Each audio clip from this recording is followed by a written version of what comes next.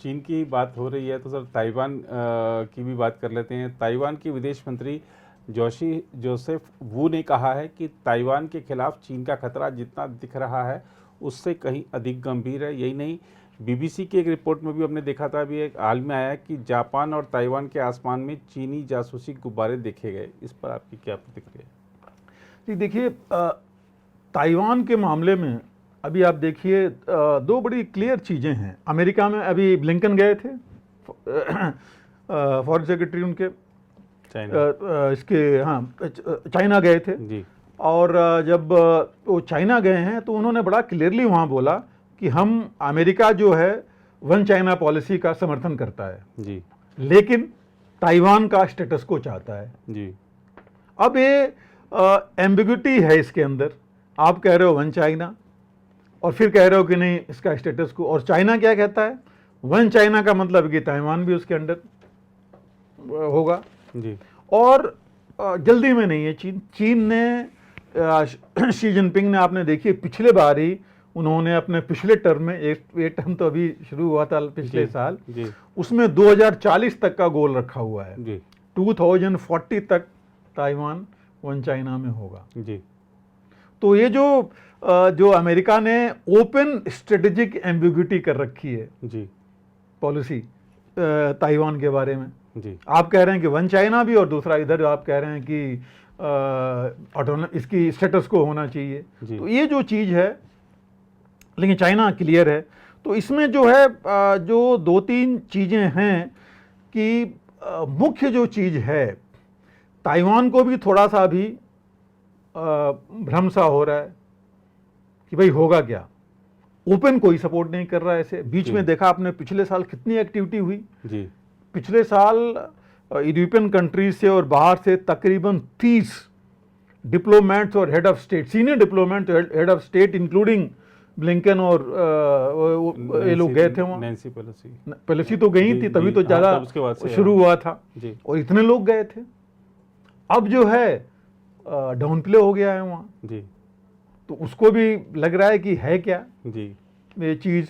और सबसे बड़ा चीन को जो डर ये है, अगर डायरेक्टली तो कोई मदद नहीं कर रहा है ताइवान की, बट अगर कहीं बेसेस में या ऐसी चीज़ें, ताइवान ने खुद ही बोला कि बेस बनाइए हमारे यहाँ जी, जो कि हालांकि अभी ताइवान ने भी नहीं किया है। जी। अगर वो चीज़ शुरू हो गई, बेस बनना वहाँ शुरू हो गया या इनकी प्रेजेंस शुरू होगी अमेरिकन ट्रूप्स की, जो कहा जा रहा है आज की डेट में है कि अमेरिकन ट्रूप्स, अमेरिका कहता है कि हमारे ट्रूप्स वहाँ नहीं है।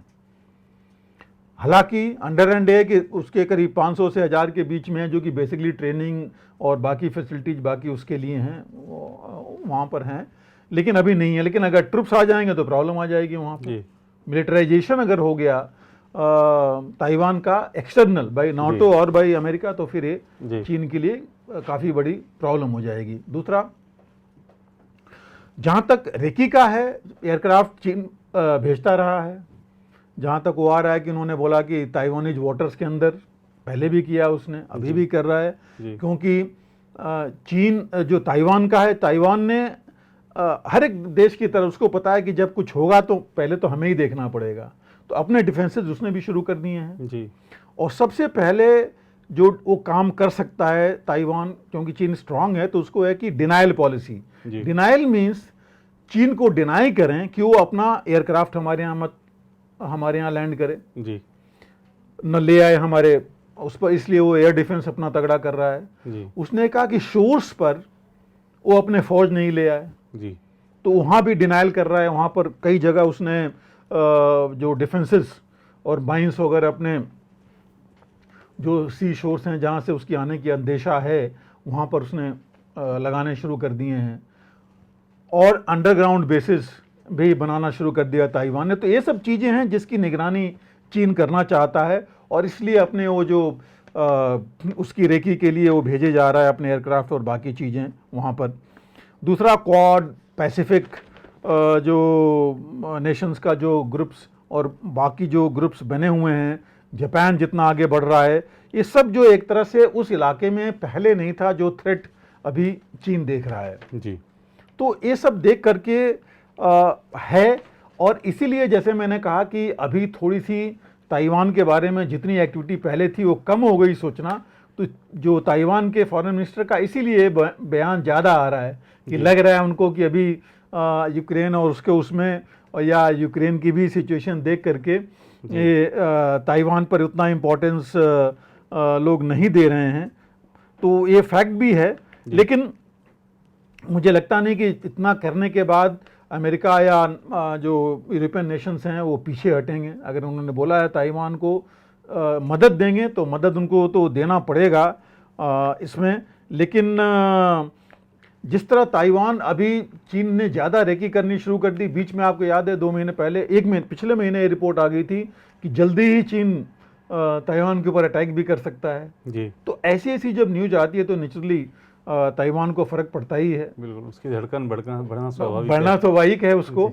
और चीन का भी होना है कि भाई पता नहीं अगर वो जैसे कहीं यूक्रेन वाली हालत अगर वो अटैक करने की सोचे, अगर ये हालत होगी फिर क्या होगा। छोटा देश समझ के बड़ी भूल करती तो वो फिर वही चीज़ यहाँ नहीं हो जी। और ताइवान ने देख लिया ऑलरेडी जी। तो वो भी अपनी, जैसे मैंने कहा कि अपनी सुरक्षा तंत्र को काफ़ी मजबूत कर रहा है और कई चीज़ें कर रहा है। तो ये चीज़ें हैं वहाँ पर, जिससे स्वाभाविक है कि ताइवान को लग रहा है कि उतनी ज़्यादा तवज्जो अभी उसके ऊपर नहीं आ रही जो बीच में कभी थी। जी बिल्कुल।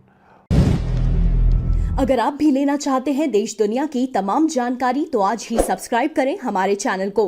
साथ ही नीचे दिए बेल आइकन को जरूर दबाएं ताकि हर अपडेट आप तक पहुंच सके।